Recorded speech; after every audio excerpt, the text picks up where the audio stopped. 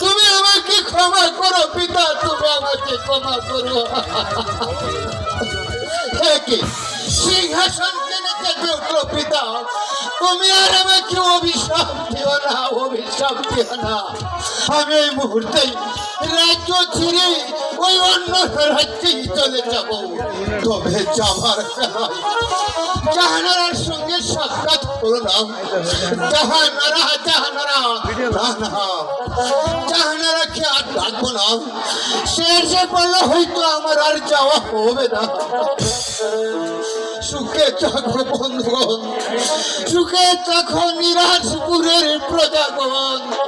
তোমাদের রাজপুরের রাজা তোমাদের নিকট হতে চিরতরে বিদায় নিয়ে যাচ্ছে, বিদায়।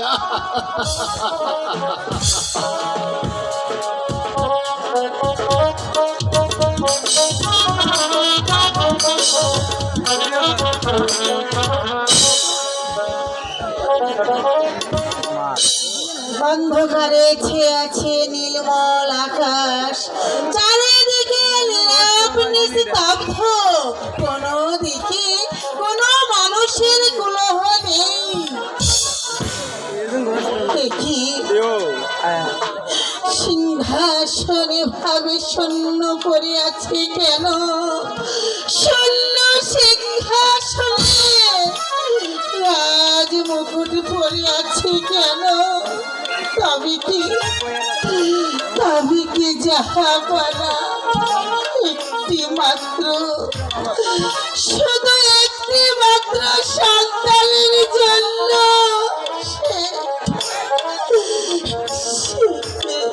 এই সিংহাসন ছেড়ে, এই রাজ মুকুট ছেড়ে সে চলে গেছে।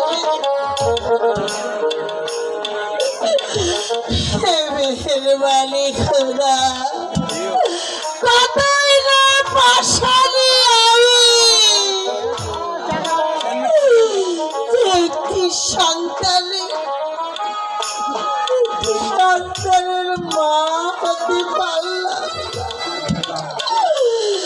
আমার একটি সন্তানের মা হতে পারলাম, কিন্তু কেন খোদা? আমি আমার কি পাপ করেছি? তোমার দরবারে যার জন্য একটি মাত্র সন্তান তুমি আমায় দিলে না। আমি আর এখানে দেরি করবো না, আমি আর এখানে দেরি করবো না।